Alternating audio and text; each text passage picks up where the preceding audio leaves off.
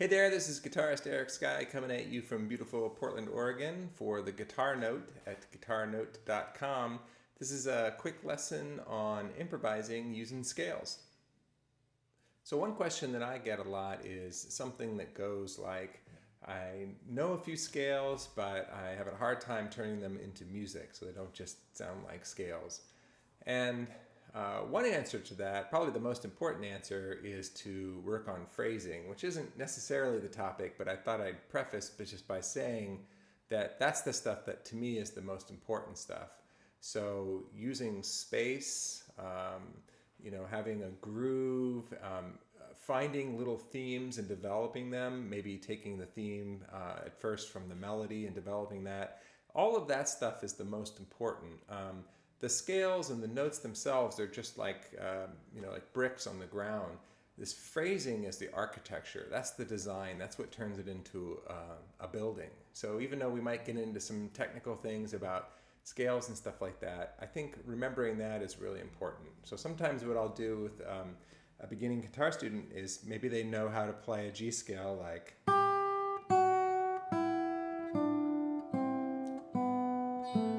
And the first thing I'll say is, well, let's just do the same thing, but put some space in there. Maybe let some of the notes ring a little longer.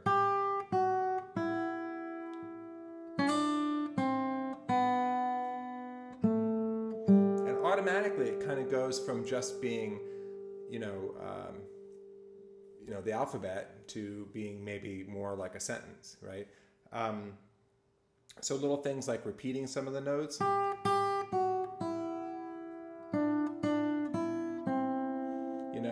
Again, sort of takes it up another notch and more towards melody and less just raw building materials.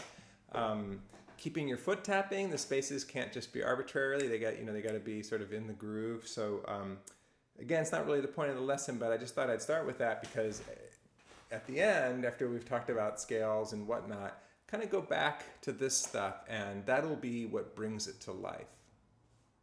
Okay, so I thought I'd just try something pretty simple in terms of kind of getting you up and running and finding notes that work for a tune. So a scale is a good place to start. When you're in a key, it's a group of chords that are constructed from one scale, so the notes of one scale. So it's the notes of that one scale that are going to work over all those chords. A lot of people know that. A lot of people know a few scales, and they know if I'm in the key of A, I'll use the A scale. But they kind of stop there, and you just sort of end up sort of mindlessly playing the scale over a group of chords, not really kind of addressing the uniqueness of the individual chords that are going by, or what I like to call the chord of the moment. So one way that we can maybe underscore the chord of the moment a little bit is to think about modes. But before you close this window and say goodbye, I'm not going to get into a long discussion about the different intervals of the different modes and different unique fingerings for all of the modes, and I'll even try to avoid using the Greek words like Dorian and Phrygian and stuff. Instead, let's just say we're going to play in the key of G major, and we're just going to have different starting and ending points for that scale, but we're not going to do anything different than just play that scale. So G major, if you don't know, on the guitar, start on the 6th string, 3rd fret, and I'll just kind of go up.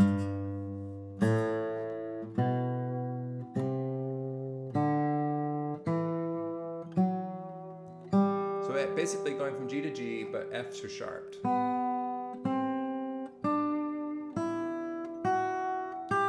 So hopefully you know that one, or you can figure it out pretty quickly. As an aside, I want to mention one thing I feel really strongly about is learning the names of the notes all over the guitar, but I think as it pertains to what we're talking about today, just at least the first few frets. I know it's not easy, the way it's laid out, the way the guitar is tuned, it's kind of a mess to learn, but it's so important. Even if you never learn to read music or never get deep into theory, just to enhance your own ability to sort of map out the instrument and moreover to be able to communicate with other musicians, it's super important. Okay, so now what I'm going to do is sort of talk about these modes, but avoid kind of going, like I said, avoid going into any real detail about what's going on with them. Let's just simply take a tune. I'm going to take one of my favorite jazz standards, just the first 8 bars of Autumn Leaves, which is A minor, D7, G major, C major, F sharp minor 7 flat 5, also known as F sharp half diminished, B7, sharp 9 or whatever you want, and then E minor. I speak in generic terms about chords. I might go through the second time, play A minor 11, D7 with the 5 in the bass. The different inversions and stuff like that don't really matter so much to me. So basically it's A minor something, D dominant something, etc. And what I'm going to do is I'm going to try to mimic that with the scale a little bit. So that's all in the key of G. I mean, it's key of E minor and G major are relative. They share exactly the same notes and exactly the same chords. And I tend to think in terms of major keys. I keep reducing everything to major keys. Maybe I just watched Sound of Music one too many times in my life. But anyway, let's pretend we're in the key of G here. And what we'll do is we'll play from A to A, but using the notes of the G scale. So it should sound like this.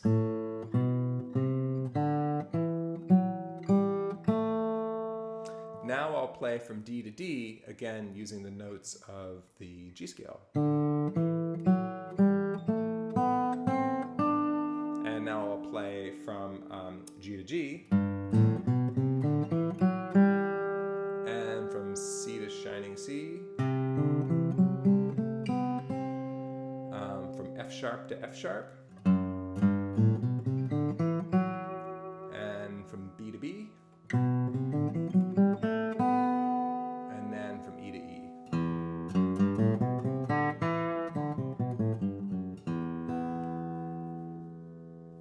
So it almost sounds like whatever it was, 6 or 7 different scales, but it's just that one scale with different starting and ending points. And yes, we could call them by their Greek names and say the first one was Dorian or whatever. And that's cool, but I don't really want to go there. I just want to focus on sort of music making. So what we've done is we've played the root notes to the chords of Autumn Leaves in order. I think I got it right.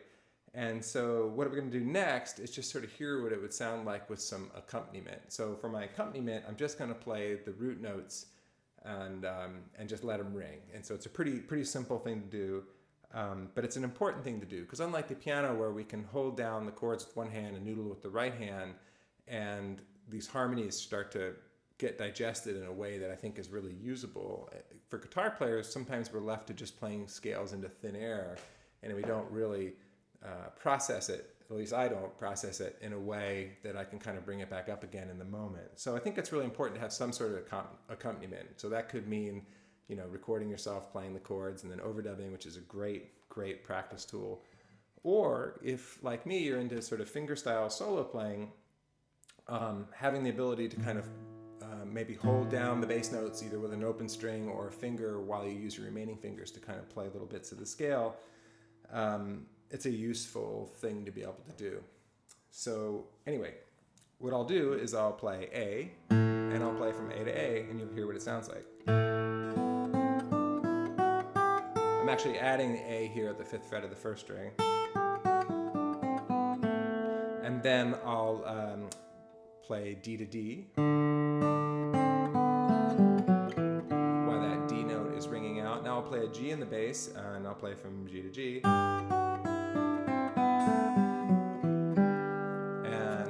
C, so you can hear that against the C scale, or our G scale played from C to C, sorry. Same thing with F sharp. Whoops. Fingerings are going to be, I'll talk about that in a second, but that can be a challenge. And then where are we? B. And lastly, E. So pretty simple stuff, playing from root to root, and yet it's starting to kind of take form. You're starting to hear different perspectives on the same scale applying to the chord of the moment. And it tends to put the strong notes of the chord, the root, the 3rd, the 5th, and the 7th, on the strong beats. So it's a great way to kind of prime yourself or practice for improvising. Do I think this way when I'm improvising? No, it's not such a paint by numbers kind of thing. Refer back to the beginning. It's more about sort of phrasing and space and developing themes from the melody and stuff. And yet, this can be a great thing to do around the house with a metronome to kind of map out, to your ear, to your brain, to your hands, where all of those notes are. So when it comes time to actually improvise or perform and not be thinking, then maybe, hopefully, some of this stuff will have stuck and will kind of come up unconsciously.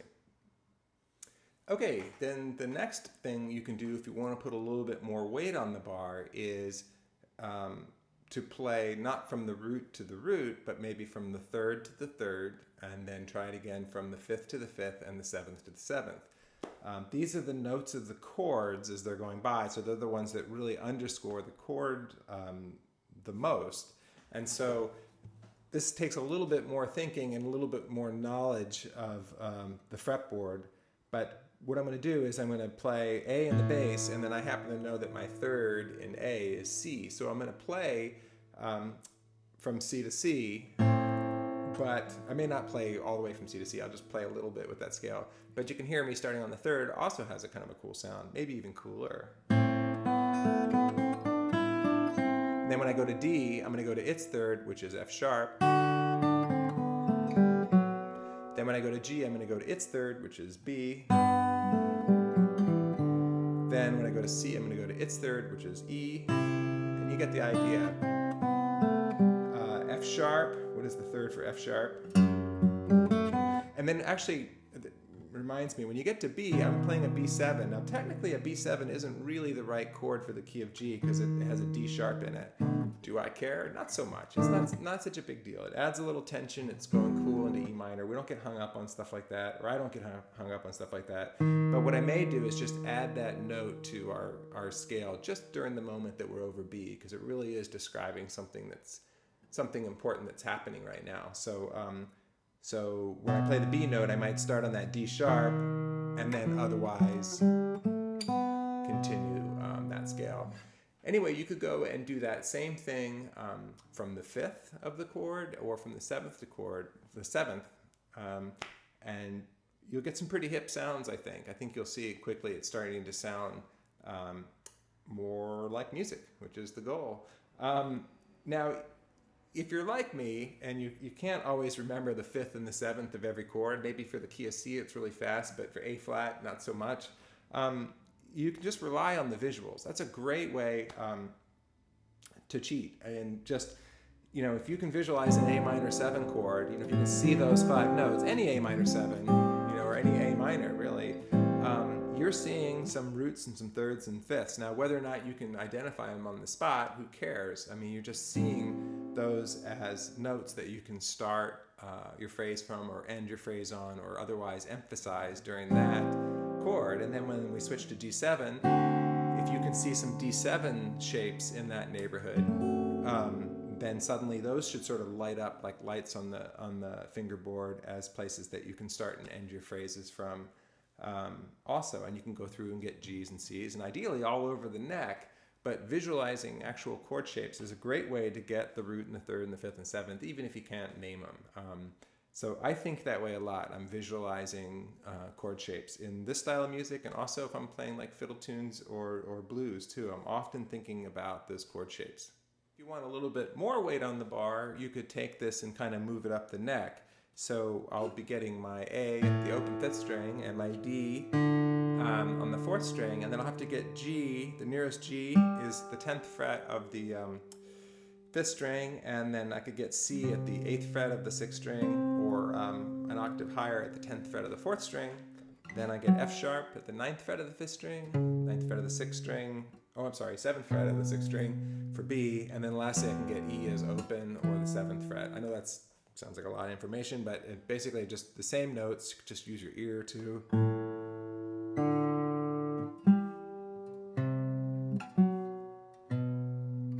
And then sort of play the scale. Hopefully you can learn a G major scale in that neighborhood.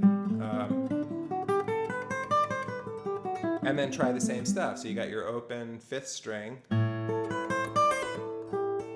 And I went kind of from A to A, and then I'm gonna go from D to D with the open 4th string. And then G's gonna be tricky because now I gotta hold down one finger. Same thing with C. F sharp, B, B.